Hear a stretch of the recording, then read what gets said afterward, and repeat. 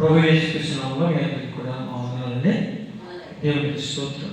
బిడ్డలారా, ఈ సమయంలో మనం ఈనాటి వాక్య ధ్యానంలోకి వెళ్ళిపోదాం. ఈనాటి వాక్య ధ్యానం కొరకై పరిశుద్ధ గ్రంథమైన బైబిల్ నుండి అపోస్తలుడైన పౌలు గారు రోమీయులకు రాసిన పత్రిక 12వ అధ్యాయం 2వ వాక్యం. ఈ లోక మర్యాదను అనుసరింపక ఉత్తమమును అనుకూలమును సంపూర్ణమైన దేవుని చిత్తమేదో పరీక్షించి తెలుసుకున్నట్లు మీ మనసు మారి నూతన మొదట వలన రూపాంతరము పొందుడి. దేవునికి స్తోత్రం కలుగును గాక. హల్లెలూయా. దేవుని బిడ్డలారా, ఉత్తమమును అనుకూలమును అయిన దేవుని చిత్తమేదో పరీక్షించి తెలుసుకున్నట్లు మీ మనస్సు మారి నూతన మొదట వలన రూపాంతరం పొందాలి అన్న. గత వారం ఏం ధ్యానం చేసామండి? ఈ లోక మర్యాదను అనుసరింపక, మనం ఈ లోకంలో ఉన్నటువంటి మర్యాదను కానీ కొన్ని విధి విధానాలు కానీ మన భక్తి జీవితంలో మనం అనుసరించకూడదు అని నేర్చుకున్నాం. ఈ వారం నేర్చుకుంటున్న తన తర్వాత మాట కంటిన్యూషన్ చేస్తూ అంటాడు ప్రభువారు, ఉత్తమమును అనుకూలమును అయిన దేవుని చిత్తం ఏమిటి? నీ పట్ల నా పట్ల దేవుని చిత్తం ఏంటి? దేవుని చిత్తము అంటే ఏంటి? ఆయనకి అనుకూలంగా, ఆయనకి అనుగుణంగా ఆయన మనల్ని ఎందుకు నిర్మించారో, మనల్ని ఎందుకు ఇక్కడ నివసింపజేస్తున్నారో, ఎందుకు సజీవుల లెక్కల్లో మనం ఉంచారో దాన్ని గుర్తెరిగి ఆ ప్రకారము మనము జీవించడమే దేవుని చిత్తముని ఎరుగుట. దేవునికి స్తోత్రం. హల్లెలూయా. ఈ దినము, ఈ గడియను, ఈ గంటను చూడలేక ఎంతో మంది నశించిపోయారు. మననే చేశారు. మన చుట్టుపక్కలలో, ఇరుగు పొరుగుల్లో, మన ప్రాంత ప్రజల్లో ఎంతో మంది నశించిపోయారు. కానీ మనము సజీవుల లెక్కలో ఎందుకున్నాం? అసలు మన పట్ల దేవుని ఉద్దేశం ఏంటి, మన పట్ల దేవుని చిత్తం ఏంటి అనేది మనము తెలుసుకొని దాని ప్రకారం మనం జీవించాలి. దేవునికి అసలు ఏంటి మన పట్ల దేవుని చిత్తం ఏంటి అంటే, తెస్సలోనికీయులకు రాసిన మొదటి పత్రిక 4వ అధ్యాయము 3వ వాక్యం.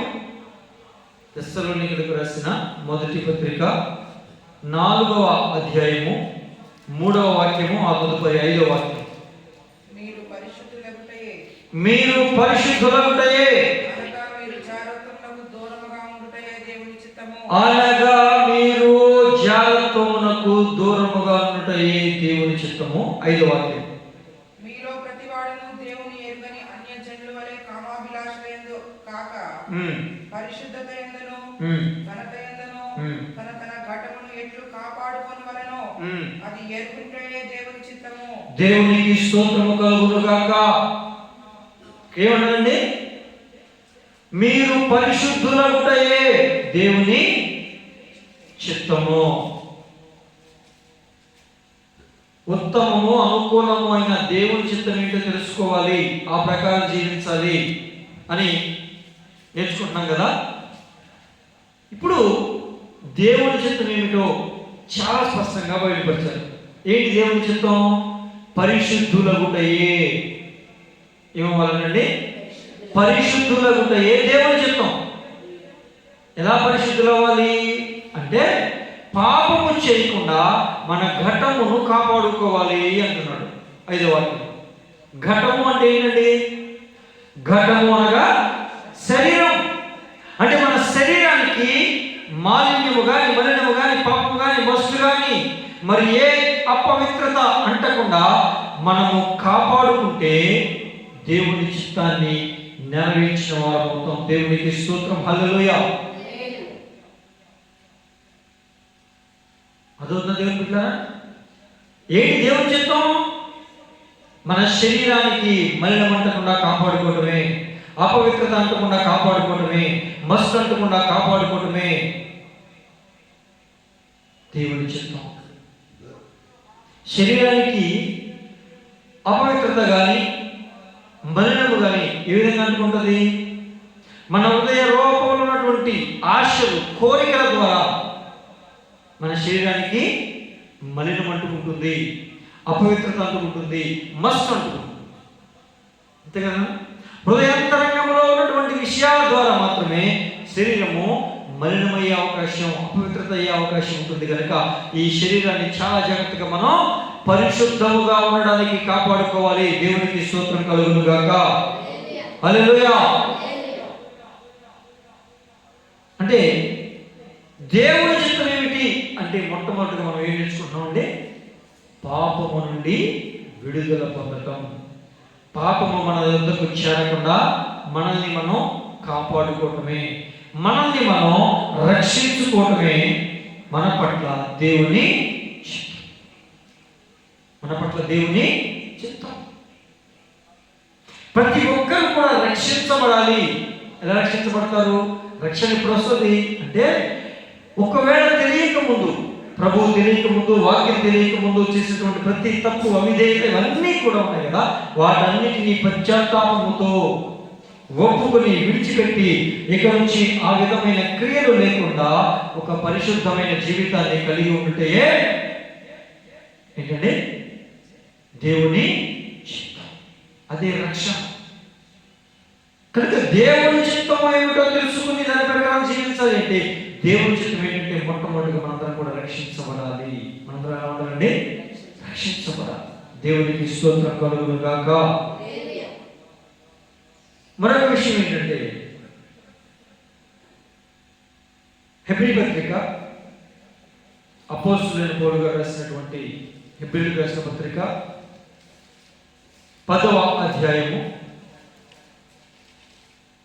36వ వాక్యం.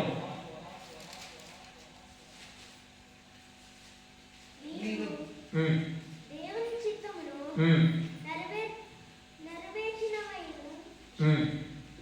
నెరవేర్చిన వారై వాగ్దానం పొంది నిమిత్తము మీకు ఓర్మి అవసరమై ఉన్నది.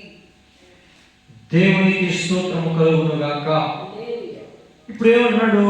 వాగ్దానము పొందు నిమిత్తం మనకేం కావాలంట? ఓర్పు కావాలి. ఏం కావాలండి? ఓర్పు కావాలి, సహనం కావాలి. వాగ్దానం చేశాడా లేదా దేవుడు మీకు? దేవుడు వాగ్దానం ఇచ్చాడండి మీకు. ఇప్పుడు వాగ్దానం నెరవేర్చబడే కాలం అంటూ ఉంటుందా లేదా? నిర్ణయ కాలం ఉంటుందా లేదా? ఆ నిర్ణయ కాలంలోనే కదా వాగ్దానం నెరవేర్చబడతాయి. ఇప్పుడు అంతవరకు మనం ఎలా ఉండాలంట? చెప్పాలి, ఎలా ఉండాలంట? ఓర్పుతో ఉండాలి. ఓపిక నశించకూడదు. ఉదాహరణకి అబ్రహాం వచ్చాడు. దేవుడు నోవహు దగ్గరికి వచ్చాడు. ఏమని చెప్పాడు? లోకమంతా పాపంతో నిండిపోయింది, నేను ఈ దేశం, ప్రపంచం మొత్తాన్ని కూడా, భూమి మొత్తాన్ని నాశనం చేయబోతున్నా, కానీ నీవు నీతిమంతుడు కనుక నిన్ను బట్టి నీ కుటుంబాన్ని కూడా కాపాడుతావు. అయితే నువ్వేమి చేయకుండా నువ్వు కాపాడబడలేవు. నీకు నువ్వేమి తయారు చేసుకోకుండా, నీకు నువ్వేమి నిర్మించుకోకుండా, నీకు నువ్వేమి కట్టుకోకుండా వేయలేవు, కాపాడబడలేవు, రక్షించబడలేవు, తప్పించబడలేవు. అయితే ఎప్పుడు తప్పించబడతావు, ఎప్పుడు కాపాడబడతావు అంటే నేను చెప్పినట్టు ఒక వాడ కట్టుకోవాలి. నేను చెప్పినట్టు ఒక వాడ కట్టుకోవాలి, అప్పుడే నువ్వు కాపాడబడతావు. దానికి నీకేం కావాలి? ఓర్పు. చెప్పాలి, ఏం కావాలండి? ఓర్పు కావాలి. ఓర్పు కావాలి. ప్రియమైన దేవుని బిడ్డలారా, మీరు గమనించండి. నోవాహు దాదాపు 100 సంవత్సరాలు, ఇంచుమించు 100 సంవత్సరాలు పట్టింది వాడ కట్టడానికి. ఏమండి, వాడ కట్టడానికి నోవాహుకు 100 సంవత్సరాలు పట్టింది కదా. ఓర్పు లేకపోతే, సహనం కోల్పోతే వాడ కట్టుకునేవాడా? కట్టబడేదా? కాపాడబడేవాడా? రక్షించబడేవాడా? దేవుడు ఏమన్నాడు? లోకం మీదకి రాబోతున్న ఉగ్రతల నుంచి నువ్వు తప్పించబడాలి, నువ్వు వాడ కట్టుకోవాలి, దానికి నీకు ఓర్పు ఉండాలి. అదే దేవుని చిత్తం. లోకం మీదకి రాబోతున్న ఉగ్రతల నుంచి మనం కాపాడబడాలంటే, మనల్ని మనం ఆత్మీయ జీవితంలో కట్టుకుంటూ రావాలి. ఎలా కట్టుకుంటూ రావాలి? మనకు నచ్చినట్లుగా కాదు, మనకు వచ్చినట్లుగా కాదు. దానికంటూ ఒక క్రమాన్ని, విధానాన్ని ప్రభువారు సిద్ధపరిచి తెలియపరిచారు. ఆ క్రమాల్లో మన ఆత్మీయ జీవితాన్ని కట్టుకుంటూ ఇంకెంతకాలం ప్రభువా, ఇంకెంతకాలం కట్టుకోవాలి ప్రభువా కాదు, ఓర్పుతో, ఓపికతో ఆ విధంగా మనం ముందు కొనసాగుతూ మన ఆత్మీయ జీవితాన్ని కట్టుకుంటూ ఉంటే ఆయన నిర్ణయించిన కాలంలో ఖచ్చితంగా వాగ్దానం నెరవేరి తీరుతుంది. దేవునికి స్తోత్రం. హల్లెలూయా, హల్లెలూయా. దేవుని చిత్తం ఏంటంటే మనము వాగ్దానం పొందుకోవాలంటే మనకేం కావాలంట? ఓర్పు కావాలి. ఓర్పు లేకుండా, ఓపిక లేకుండా జరగలే అని విడిచిపెట్టేసి ఇష్టం వచ్చినట్టుగా బ్రతకడం కాదు. అబ్రహాం గారికి ఏమి ఇచ్చాడండి దేవుడు? వాగ్దానం ఇచ్చాడా? ఏమని చెప్పాడు? నీ సంతానము ఆకాశపు నక్షత్రాలంతా, సముద్రపు ఇసుక రేణువులంతా విస్తారంగా అవుతారు అని చెప్పాడు.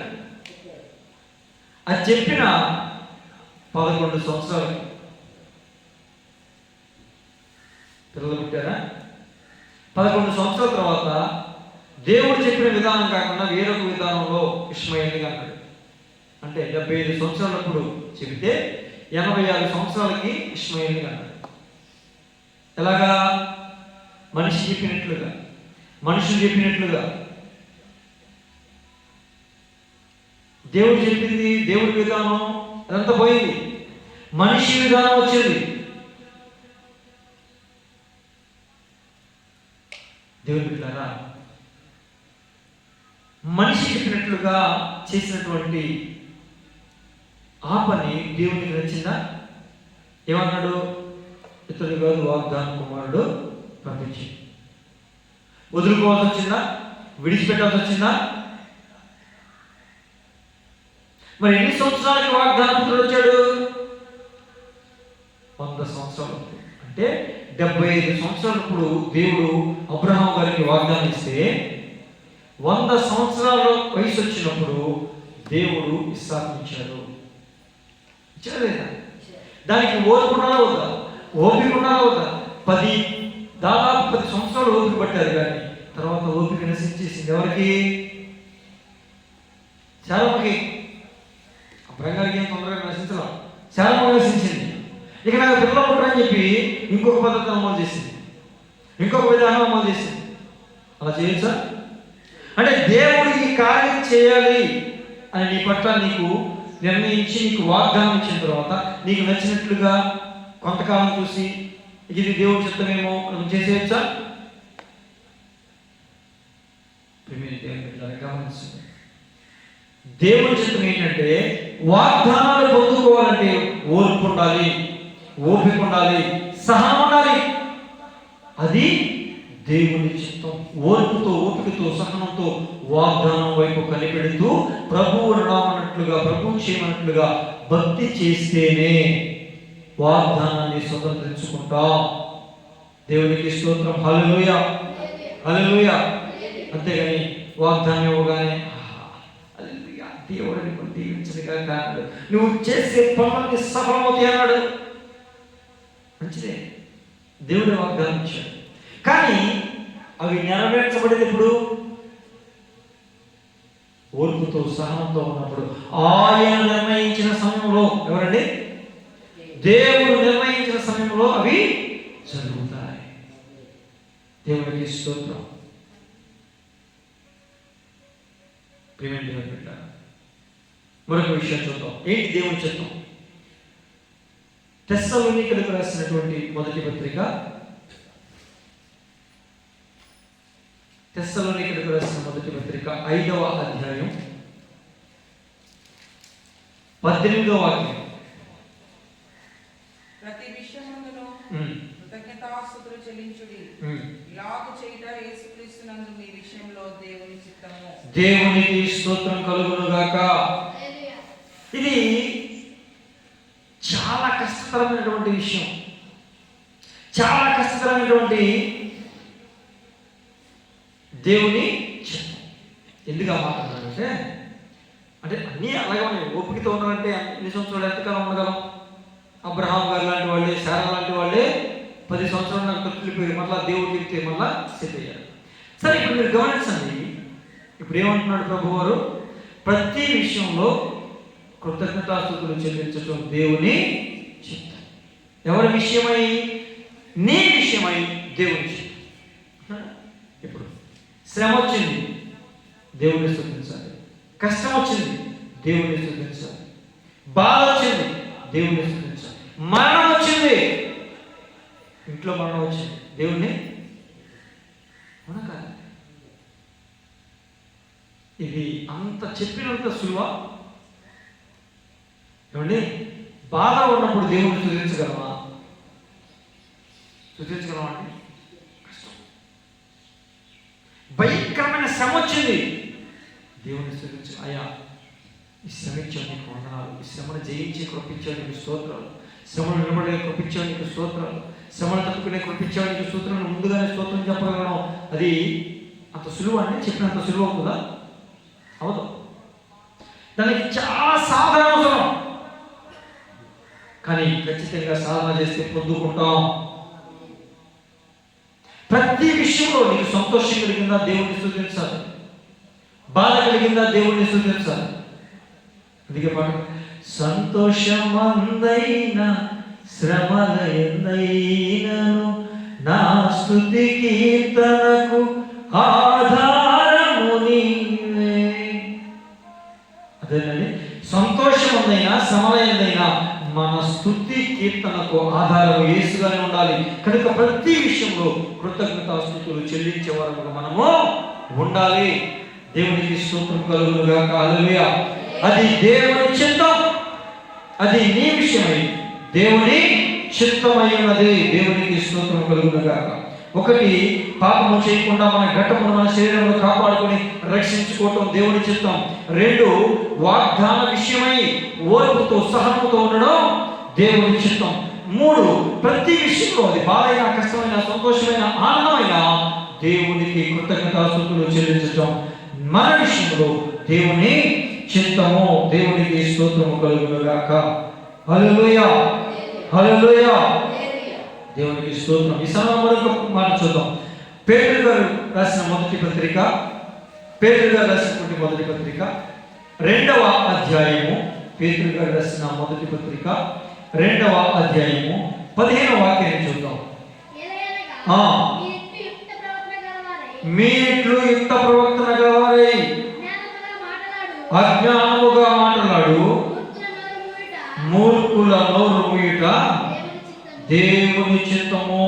దేవునికి స్తోత్రం కలుగును గాక. హల్లెలూయా, హల్లెలూయా. మీరు ఈ విధముగా ప్రవర్తించి అన్నాడు. ఏమండి? యుక్త ప్రవర్తన గలవారై అన్నాడు. అంటే యుక్త ప్రవర్తన గలవారై ఈ విధంగా నడుచుకుని అజ్ఞానముగా మాట్లాడే మూర్ఖుల నోళ్ళు మూయించాలి. ఎలా మూయించాలి? మాటకు మాట వాదోపం చేశా, వాడితో వాదించా. ఇప్పుడు అజ్ఞానుడు ఎవరో ఏదో మాట్లాడతాడు, జ్ఞానం లేని వాడు ఇష్టమైనట్లుగా మాట్లాడతాడు, వాగుతాడు. మనం కూడా నోరు తెరిచి ఇష్టమైనట్టు మాట్లాడదామా? మాటకు మాట చెప్దామా? వాదనకి ప్రతివాదనకి వెళ్దామా? చెప్పడానికి వెళ్దామా? గొడవ ప్రతి గొడవకి వెళ్దామా? లేదు కదా. మరి ఎలాగ వాళ్ళకి మనం తెలియపరచాలి? యుక్త ప్రవర్తన అన్నాడు కదా, అజ్ఞానంగా మాట్లాడే మూర్ఖుల నోరు మూయించమన్నాడు కదా. మరి నోరు మూయాలి అంటే మనం ఏం చేయాలి? నోరు తెరవాలి. అంతేనండి. మనము వారి నోరు మూయాలంటే మనం ఏం చేయాలంటే నోరు తెరవాలి. నోరు తెరవకపోతే మనము వారి నోరు మూయగలమా అనుకుంటాం. అంతేనా? కానీ నోటితో కాలంగా సమాధానం చెప్పేది. వారి నోరు మూయించాల్సింది మన నోరు తెరిచి కాదంట. మరి ఎలాగా? 11వ వచనం చూడండి. మీరు పరదేశులను యాత్రికులై ఉన్నారు కనుక ఆత్మకు విరోధంగా పోరాడు శరీరాశలను విసర్జించి అన్యజనుల మిమ్మును ఏ విషయములో దుర్మార్గులను దూషించురో ఆ విషయములో వారు మీ సత్క్రియలను చూచి వాటిని బట్టి దర్శన దినమున దేవుని వారి మధ్యను మంచి ప్రవర్తన గల వారై ఉండవలెనని. దేవునికి స్తోత్రం. మీ సత్క్రియలు చూసి, ఇప్పుడు చెప్పండి మాట, అజ్ఞానం నోరు నుంచి ఎలాగా వాళ్ళు ఇష్టం వచ్చినట్టుగా మన మీద మాట్లాడుతున్నారా అండి? వాళ్ళు మన మీద ఇష్టం వచ్చినట్టు మాట్లాడుతున్నారు లేదా? మాట్లాడుతున్న అజ్ఞానం మాట నోరు ఊహించటం ఎలాగా? మన సత్ప్రవర్తన, మన క్రియల చేత, మన ప్రవర్తన చేత, మన నడవడిక చేత ఏ విషయంలో మనల్ని దూషిస్తున్నారో ఆ విషయంలో మనం సత్ప్రవర్తన చేత వారి నోరు ఊహించాలి. అంటే నేను వీళ్ళని ఈ విషయంలో తిట్టాను కానీ, వీళ్ళని ఈ విషయంలో తప్పుగా మాట్లాడాను కానీ, వాళ్ళు ఆ విషయంలో తప్పు చేయలేదని మన ప్రవర్తన ద్వారా వాళ్ళే ఒప్పుకొని వారి నోరు మూసుకున్నట్లుగా మనము సత్ప్రవర్తన కలిగి ఉండడం దేవుని చిత్తం. మూర్ఖుల నోరు మూయించడం దేవుని చిత్తం. అది ఎలా అంటే మన సత్ప్రవర్తన ద్వారా వారి నోర్లు మూయించాలి తప్ప నోరు తెరిచి వారి నోర్లు మూయడం కాదు. వారు వాయిస్ రేస్ చేశారు కాబట్టి నేను కూడా వాయిస్ రేస్ చేస్తా, వాళ్ళు ఇష్టంగా మాట్లాడతారు కాబట్టి ఎంతకాలం నేను సహిస్తా, ఎంతకాలం మౌనంగా ఉంటా, నోరు తెరిచి నేను మాట్లాడతా, నోరు తెరవకపోతే కుదరట్లా అని మూర్ఖుల నోరు మూయించడానికి మన నోరు తెరవాల్సిన అవసరం లేదు. ఎందుకని? వాళ్ళు మూర్ఖులు, వాళ్ళు అజ్ఞానులు, జ్ఞానము లేని మూర్ఖులు. వాళ్ళు మూర్ఖుడేదో వాడిని మనం వాగుతామా? మూర్ఖుడేదో ప్రవర్తించి మనం ప్రవర్తిస్తామా? మాటకు ప్రతి మాట కాకుండా మన ప్రవర్తన ద్వారా వారి నోరులో ముగించడం దేవుని చిత్తం. దేవునికి స్తోత్రం. హల్లెలూయా, హల్లెలూయా. ఇంకొక విషయం చూద్దాం. అదే పేతురు గారి మొదటి పత్రిక 3వ అధ్యాయం 17వ వాక్యం. 3:17. దేవుని చిత్తం మాలాగున ఎడల కీడు చేసి శ్రమపడుట కంటే మేలు చేసి శ్రమపడుటయే బహు మంచిది. కీడు చేసి శ్రమపడుట కంటే మేలు చేసి కీడు అనుభవించుట దేవుని చిత్తం అని చెప్తున్నాడు. ఇప్పుడు దేవుని చిత్తం ఏంటంట? మనము కీడు చేసి శ్రమల పాలవడం కన్నా మనము మేలు చేసి కీడు అనుభవించడమే దేవుని చిత్తం. ఏమండి, చాలా మంది మనుషులు ఎలా ఉంటారండి? మనం మేలు చేస్తాం, మాట సహాయమో, పని సహాయమో, ధన సహాయమో, ఏదో ఒక మేలు చేస్తాం. మేలు పొందుకొని కృతజ్ఞత లేకుండా ప్రవర్తిస్తారు. మనల్ని లెక్క చేయరు. అరే ఒకప్పుడు వీళ్ళు నాకు మేలు చేశారే అన్న కృతజ్ఞత భావం వాళ్ళకు ఉండవు. ఇప్పుడు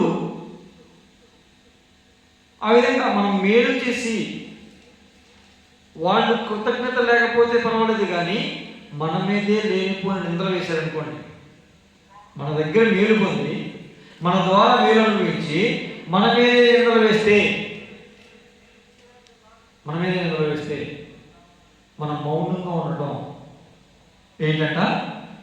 దేవుని చిత్తం. దేవుని చిత్తం. అలా ఉండగలమండి? కానీ ఉండడానికి ఏం చేయాలి?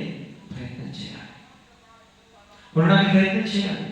ఏది దేవుని చిత్తం? ఉత్తమమును అనుకూలమును అయిన దేవుని చిత్తం ఏమిటో గుర్తిరిగి మనం నడుచుకోవాలి. ఏది దేవుని చిత్తం? పాపము చేయకుండా మన శరీరాలు కాపాడుకుని కాపాడబడటం దేవుని చిత్తము.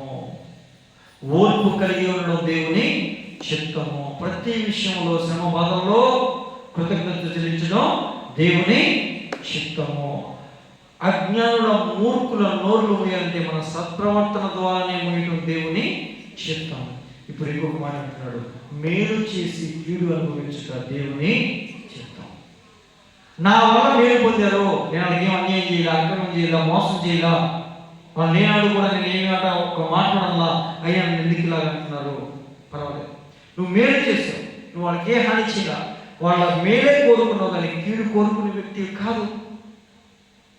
అయినా నీ మీదకి లేనిపోని మాట్లాడుతున్నా. నువ్వు మేలు చేస్తుంటే నీకు కీడే ఎదురవుతుందా? మంచి చేస్తుంటే చెడే ఎదురవుతుందా? అయినా పర్వాలా, నువ్వు దేవుని చిత్తాన్ని చేస్తున్నావు. దేవునికి స్తోత్రం. హల్లెలూయా. కనుక వాళ్ళు నాకు కీడు చేశారు కనుక నేను కూడా ప్రతి కీడు చేస్తా, వాళ్ళు నన్ను అన్నారు కాబట్టి నేను కూడా వాళ్ళంటా అని దోషణకు ప్రతి దోషణ, కీడుకు ప్రతి కీడు మనము చేయతగదు. ఏది దేవుని చిత్తం? మేలు చేసి కీడు అనుభవించిన దేవుని చిత్తం. దేవునికి స్తోత్రం. హల్లెలూయా, హల్లెలూయా. ఒక విషయాన్ని చూస్తే సంఖ్యాకాండం 16వ అధ్యాయం, సంఖ్యాకాండం 16వ అధ్యాయం 47-48 వాక్యాలు. 16, 47, 48. మోషే చెప్పినట్లు మ్మ్. అహరోను వాటిని తీసుకొని మ్మ్. సమాజ మధ్యముకు మ్మ్. పరిగెత్తిపోయినప్పుడు మ్మ్. తెగులు మ్మ్. జరగడం మొదలుపెట్టి ఉండను. మ్మ్. కాగా మ్మ్. అతడు ధూపము వేసి మ్మ్. ఆ దిన నిమిత్తము మ్మ్. ప్రాయశ్చిత్తము చేసెను. మ్మ్. అతడు చచ్చిన వారికిని మ్మ్. బ్రతికి ఉన్న వారికిని మ్మ్. మధ్యలో నిలవబడగా మ్మ్. తెగులు ఆగెను. దేవునికి స్తోత్రం. నశించిపోతున్న వారికి దేవునికి మధ్యలో మనం నిలబడాలి, అడ్డుపడాలి. అంటే ప్రజలు, మన కుటుంబంలో ఉన్నవాళ్ళు, మన ఇరుగు పొరుగులో ఉన్నవాళ్ళు, మన ప్రాంతంలో ఉన్నవాళ్ళు తప్పులు చేసి దేవుని కోపాన్ని రేపుతూ ఉంటారు. దేవునికి కోపం వస్తుంది, దేవుని ఉగ్రత మన దగ్గర వెళ్ళే అవకాశం ఉంటుంది. అలాంటప్పుడు వీళ్ళకి దేవునికి మధ్యలో, అంటే పాపం చేస్తున్న మనిషికి, తప్పు చేస్తున్న మనిషికి కోపముతో ఉగ్రతను కుమ్మరించడానికి సిద్ధపడిన దేవునికి మధ్యలో నిలబడే వాళ్ళు కావాలి. అది దేవుని చిత్తం. మనం రక్షించబడ్డాం, మనలాగా అనేకులు రక్షించబడాలి, తప్పించబడాలి. అంటే మనం దేవుని చిత్తాన్ని జరిగించగలగా వారు నశించిపోతున్న వారికి దేవునికి మధ్యలో ఒక వారిదిలాగా పనిచేసి మనము అనేకుల రక్షణకు కారణం అవ్వాలవుతా. అది దేవుని చిత్తం. ఒకసారి యెహెజ్కేలు గ్రంథము 22వ అధ్యాయం 30వ వాక్యాన్ని చూద్దాం. యెహెజ్కేలు గ్రంథం 22:30. నేను మ్మ్. దేశమును పాడు చేయకుండానట్లు మ్మ్. ప్రాకారమును మ్మ్. ఇష్టపరచుటకును మ్మ్. భద్రమైన సందులలో నిలుచుటకును మ్మ్. తగిన వాడెవడని మ్మ్. నేను ఎంత విచారించినను మ్మ్. ఒక్కడేనూ కనపడలేదు. మ్మ్. కావున మ్మ్. నేను నా క్రోధమును మ్మ్. వారి మీద కుమ్మరించును. మ్మ్. వారి ప్రవర్తన ఫలము మ్మ్. వారి మీదకి రప్పించి మ్మ్. నా ఉగ్రత అగ్ని చేత మ్మ్. వారిని దహించును. చాలు. ఏమండి, బద్దలైన సందుల్లో నిలబడేవాడు,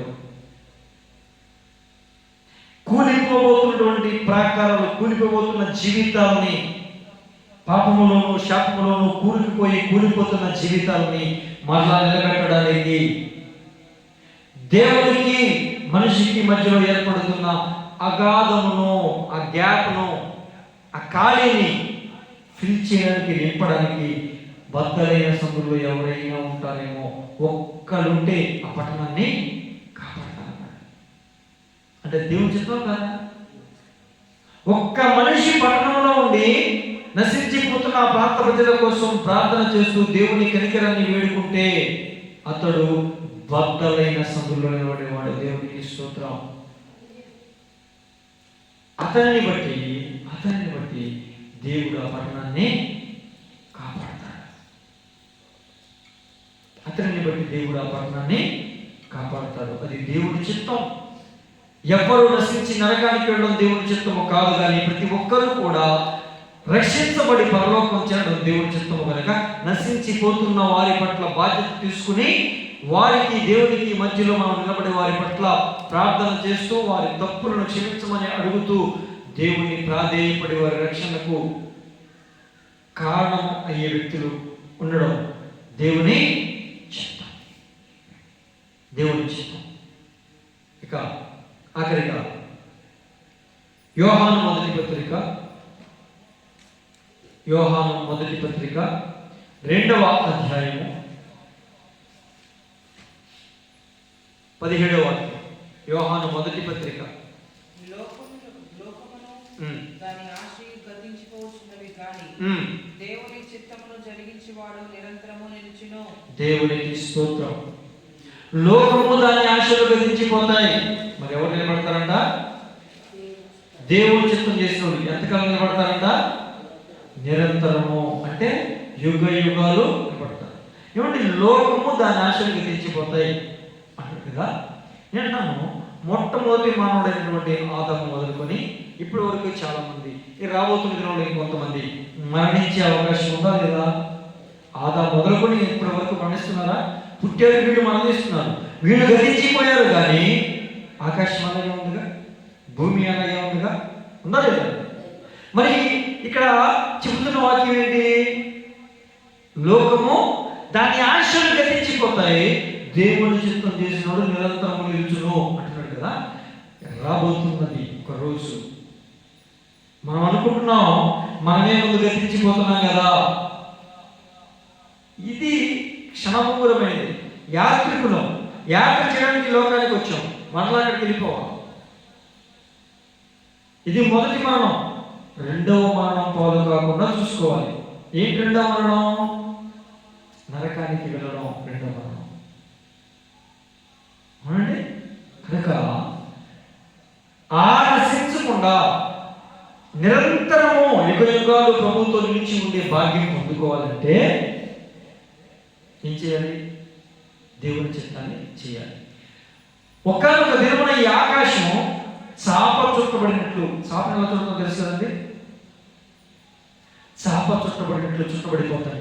ఆకాశం అంతా తొలగిపోతుంది, చుట్టబడిపోయి పక్కపడాలి.